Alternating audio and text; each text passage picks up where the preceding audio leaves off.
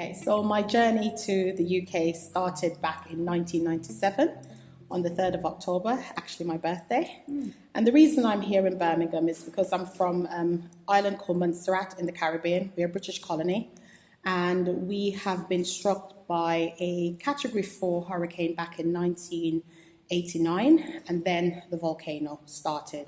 So natural disaster, we didn't really get to recover from the hurricane fully, and before you know it, the volcano started in 1995.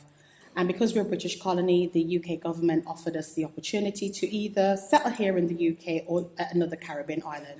A part of the offer to come here was that you had to have an established relative or friends that were already here. And for us, it's my uncle, who is based in Yardley. We came and we stayed with them for a while until we established ourselves and started to make sort of that direction for us here as a family. Every Sunday, without fail, my grandmother, we went to church. She was part of Mothers Union, Church of England.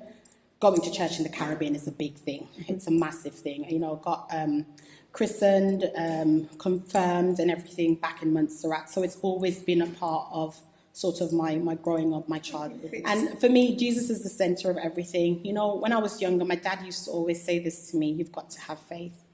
And I never understood what that meant.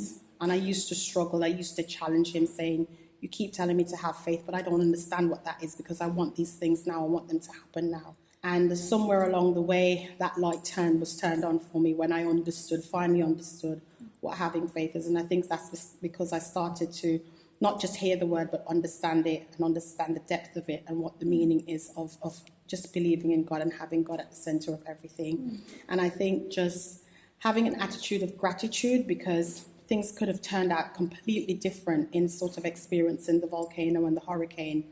I could not have been here, and I am still here. So have that belief and that sense of it's going to be okay, and no matter what, Jesus will get you through. I love giving. I love helping. Sometimes it's difficult to say no. I walk away if I say no feeling guilty.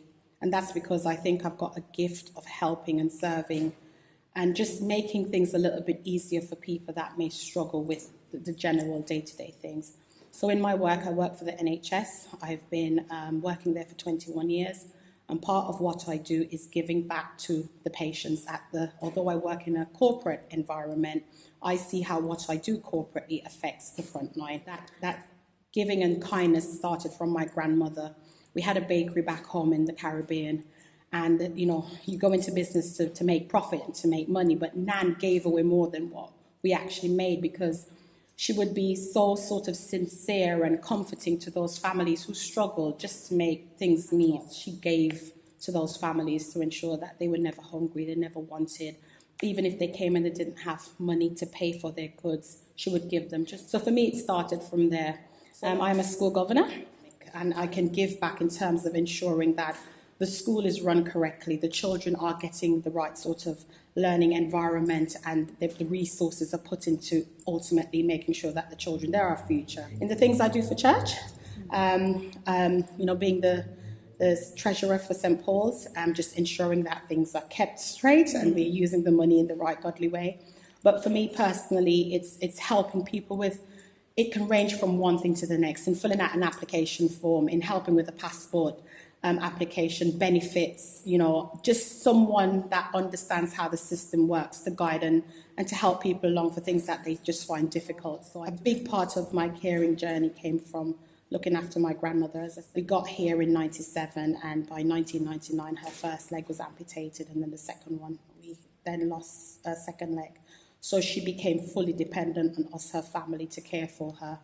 I did that for 23 years, along with the support of my family who are here with us. And she had a range of different things. So she had the disability, she had heart failure, she had kidney failure, but you couldn't tell that if you met her. You would have absolutely loved her. Caring for her was sort of embedded my journey in wanting to always care and support others. And my first priority is to make sure that in caring, however that may be, whether it's physically or mentally or emotionally, in speaking, that, you know, that's the priority.